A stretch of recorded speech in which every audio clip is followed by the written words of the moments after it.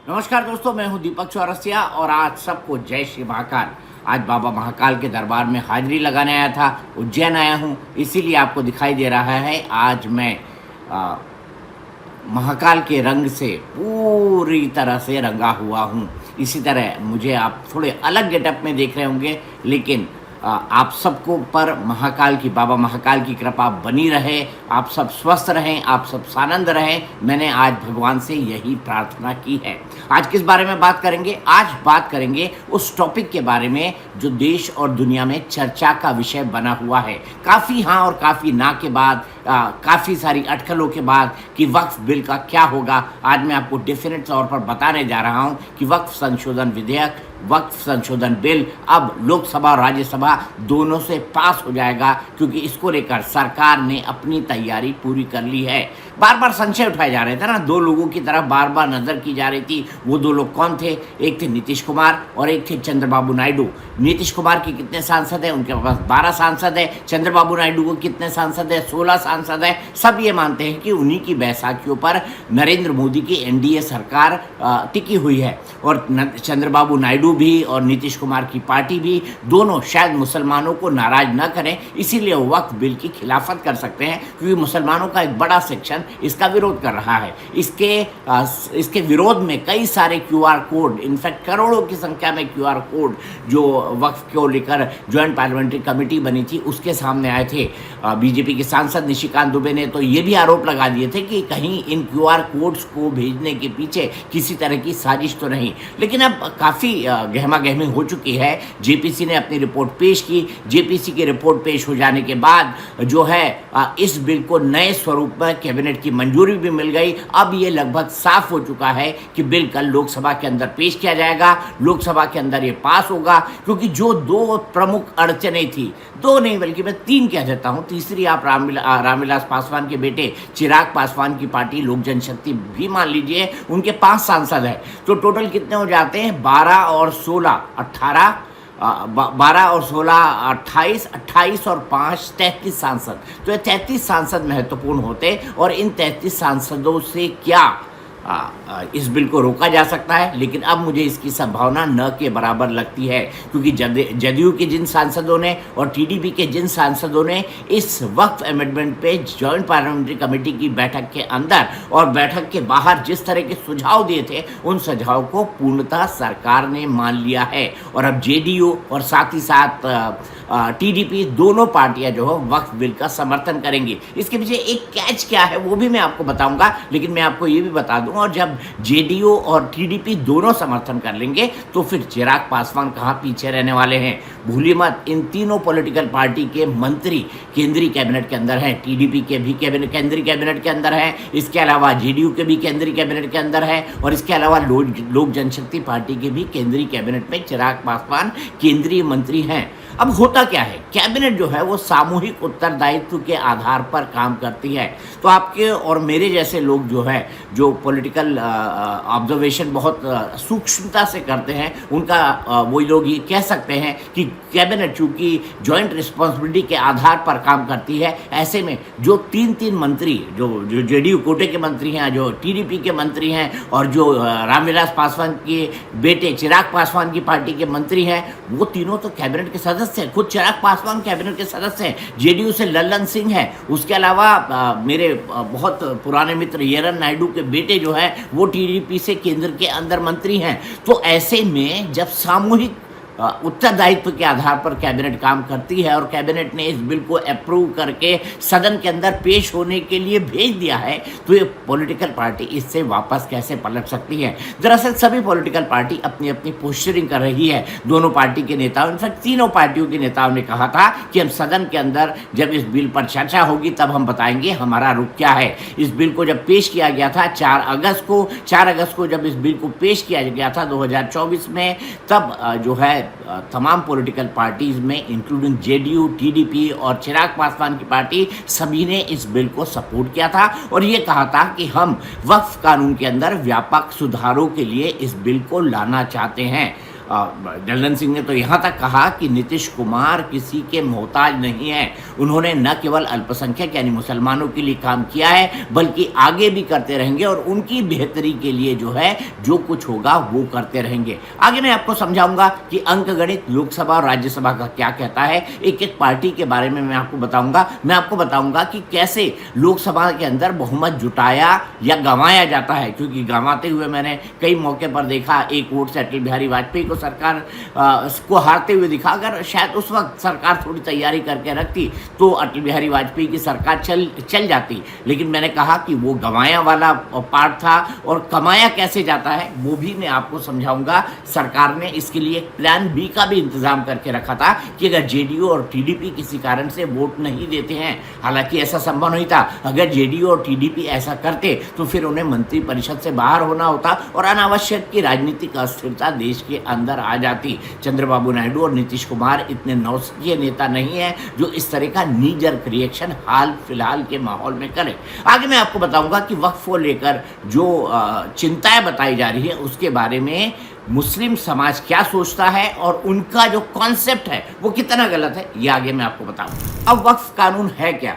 दरअसल मुसलमान लोग जिस संपत्ति को अल्लाह को दान कर देते हैं उस संपत्ति को कहा जाता है कि ये वक्फ हो गई, यानी अल्लाह के नाम हो गई। और ऐसी संपत्तियों को चलाए रखने के लिए जिसमें कब्रिस्तान शामिल होते हैं, जिसके अंदर मस्जिदें शामिल होती है, जिसके अंदर ईदगाह शामिल होती है, जिसके अंदर मजारें शामिल होती है, जिसके अंदर दरगाहें शामिल होती हैं, ये जो तमाम संपत्ति होती है वक्फ की संपत्ति होती है। और वक्फ की इन्हीं संपत्तियों के रख रखाव और मैनेजमेंट, यानी रख रखाव की कैसे इनको मेंटेन किया जाएगा और मैनेजमेंट यानी इनका प्रबंधन करने के लिए जो बोर्ड होता है उसे वक्फ बोर्ड कहा जाता है। अब मैं आगे इसको बताऊंगा कि जो लोग कह रहे हैं कि मुसलमानों से उनका हक छीन लिया जाएगा, दरअसल ये बॉडी जो है वो मजहबी या धार्मिक नेचर की है ही नहीं। ये रख रखाव और मैनेजमेंट यानी मेंटेनेंस और मैनेजमेंट के लिए एक बॉडी बनाई गई है जिसका काम क्या है? जिसका काम ये है कि वक्फ की संपत्तियां हैं उनका बेहतर रख रखाव हो, उनका ठीक ढंग से मेंटेनेंस हो और उसके अलावा उसका ठीक ढंग से मैनेजमेंट हो, ताकि वक्फ की इन संपत्तियों का जो फ़ायदा है वो गरीब से गरीब मुसलमानों तक पहुंच पाए। लेकिन क्या ऐसा हो पाया है? ऐसा बिल्कुल नहीं हो पाया है। वक्फ हमेशा जो राज्य सरकार होती है उसके और कुछ चंद पावरफुल मुसलमानों की बंदरबाट तक सीमित रह गया है। इसके अलावा वक्फ के पास अधिकार असीमित है। आपको तमिलनाडु के केस के बारे में पता होगा जिसमें वक्फ बोर्ड ने कहा था कि पूरा का पूरा गांव जो है वो वक्फ की संपत्ति है, यहाँ तक कि उसके अंदर एक बहुत पुराना सैकड़ों साल पुराना एक मंदिर था उसको तक वक्फ की संपत्ति बना दिया गया था।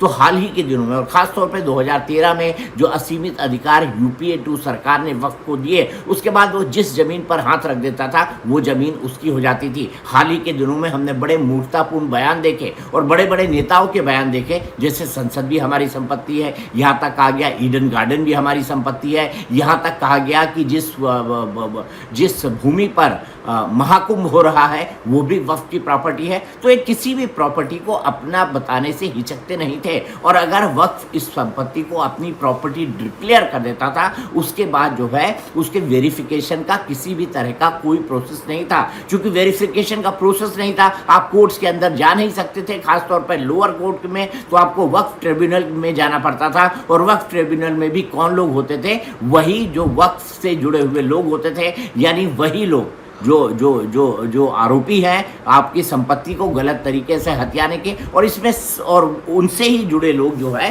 वक्फ के इस ट्रिब्यूनल के अंदर होते थे। तो ऐसे लोगों से कितनी राहत की उम्मीद की जा सकती है, आप इस बात को खुद समझ सकते हैं। तो एक पूरा इकोसिस्टम डेवलप हुआ था मुस्लिम तुष्टीकरण यानी मुस्लिम वोट बैंक के पाने के लिए कि आपको आपके एक ट्रस्ट को या आपके एक बोर्ड को हमने असीमित अधिकार दे दिए हैं। उन्हीं असीमित अधिकारों के आधार पर वक्फ बोर्ड अपना काम किया करते थे। लेकिन अब जब उनके अधिकारों को बेहतर ढंग से मैनेज करने के लिए कानून में संशोधन किया जा रहा है तो मजहब की आड़ लेकर ये लोग ये कह रहे हैं कि आर्टिकल 19 और आर्टिकल 25 का वायलेशन है, क्योंकि हमें अपने धर्म को मानने की, हमें अपने मजहब को मानने की ये संविधान छूट देता है।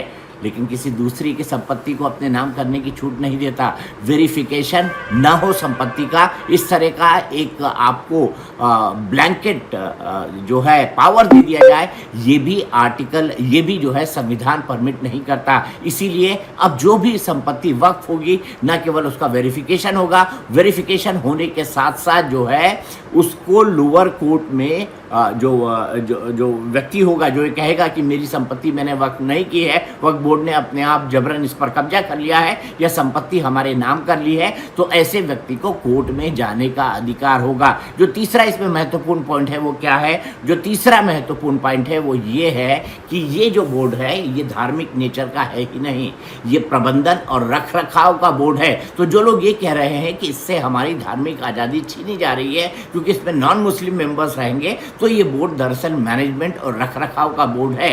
तो ऐसे में इसको धार्मिक या मजहबी बोर्ड नहीं कहा जा सकता। तो वक्फ बोर्ड का क्या, मैंने आपको क्या समझाया? वक्फ की संपत्तियों का रखरखाव करना और बेहतर ढंग से उसका प्रबंधन करना। अब इसको किस आधार पे धार्मिक बताया जा रहा है, ये बड़ा अजब सा काम है। बेहतर मैनेजमेंट से क्या मतलब है? और मैं एक सवाल उठाऊंगा आपके सामने और आपको लोकसभा और राज्यसभा का अंकगणित भी बताऊंगा कि कैसे सरकार वहां पर बड़े आसानी से बहुमत, अगर कुछ पॉलिटिकल पार्टी पीछे हट जाती है, कुछ सांसद अनुपस्थित हो जाते हैं, तो बहुमत कैसे मैनेज करना है ये भी सरकार कर सकती है। उसको भी मैं आपको बताऊंगा, मैं माइनस करके भी बताऊंगा आपको जेडीयू और टीडीपी को। तो यहाँ पर मैं रुकता हूँ, लेकिन आगे मैं आपको बताऊंगा कि अंकगणित क्या कहता है और आगे मैं आपको ये भी समझाऊंगा कि अब क्या होने वाला है, क्या इसके बाद कोई नेशन वाइड एजुटेशन होगा, इसकी भी बात करें।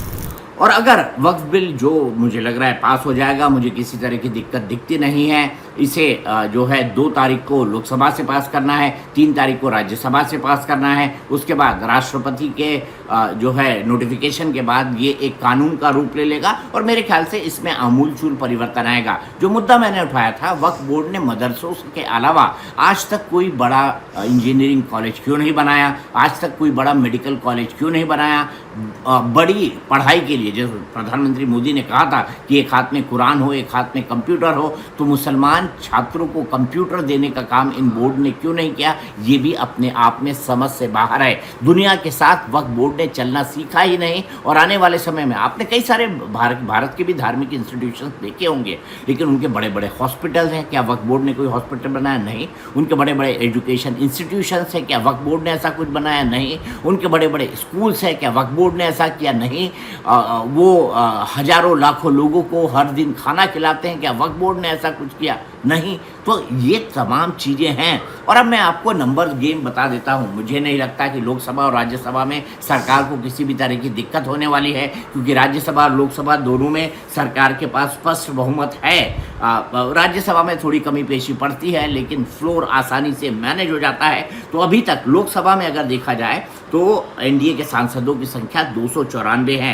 भारतीय जनता पार्टी के इसमें 240 सांसद है। जनता दल यूनाइटेड यानी नीतीश कुमार की पार्टी के 12 सांसद हैं। चंद्रबाबू नायडू यानी तेलुगु देशम पार्टी के 16 सांसद हैं। शिवसेना शिंदे गुट के 7 सांसद हैं। लोक जनशक्ति पार्टी रामविलास पासवान के 5 सांसद हैं। राष्ट्रीय लोक जनता दल के 2 सांसद हैं। अपना दल सोनेलाल के 2 सांसद हैं। अग्निपथ पार्टी के 1 सांसद है। राष्ट्रीय लोक समता पार्टी के 1 सांसद है। मिजो नेशनल फ्रंट का 1 सांसद है। राष्ट्रीय जनता पार्टी के 1 सांसद हैं। जनसेना पार्टी के 2 सांसद हैं। एआईएडीएमके के 4 सांसद हैं। जननायक जनता पार्टी यानी जेजेपी के 1 सांसद है और राष्ट्रीय लोकतांत्रिक पार्टी के 1 सांसद है। इसके अलावा निर्दलीय और अन्य 6 सांसद भी सरकार का समर्थन करते हैं। तो इस तरह से नंबर 294 कैसे हो जाता है मैंने आपको बता दिया। चलिए, एक हाइपोथेटिकल सिचुएशन को कहते हैं, लेकिन मैं नहीं मानता कि इस तरह की सिचुएशन होने वाली है। अगर जेडीयू अलग होती है तो और टीडीपी साथ नहीं देते हैं तो 294 से कितने जाएंगे? 28 चले जाएंगे और ऐसे में 269 सांसद रह जाएंगे,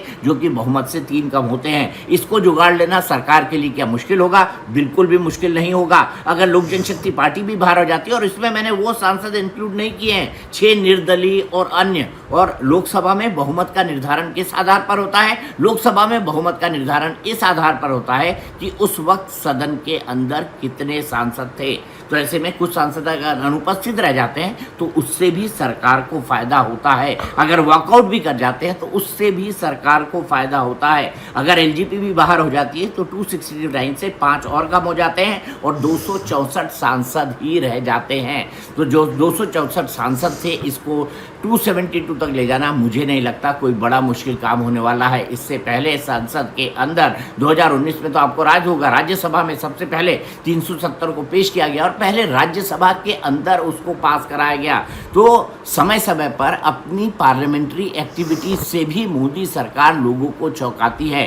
तो मुझे अब ये लगता है कि संसद के इस सत्र के बाद जो 4 तारीख तक चलना है, इसीलिए लोकसभा में 2 तारीख को और राज्यसभा के अंदर 3 तारीख को इस बिल को पास किए जाना है। उसके बाद राष्ट्रपति इसको नोटिफाई करके कानून का रूप दे देंगे। मुझे लगता है कि संसद के इस सत्र में यानी बजट सत्र के दूसरे चरण में साफ तौर पर क्या होगा, दूसरे चरण पे वक्फ बिल एक मूर्त रूप ले लेगा, वक्फ बिल एक कानून का रूप ले लेगा। अब इसके बाद किस तरह का विरोध प्रदर्शन होगा, मैंने इस पे ये भी कहा था कि इसमें एक नया शाहीन बाग बनाने की तैयारी हो रही है। जिस तरह से सीए एनआरसी के वक्त हुआ, क्या सरकार को पता होगा? बिल्कुल पता होगा और सरकार इस चीज़ को मैनेज करने के लिए हर तरह की तैयारी अपने तरफ से कर रही होगी। लेकिन क्या बिना टकराव के ये बिल पास हो जाएगा, इसकी गुंजाइश मुझे कम लगती है।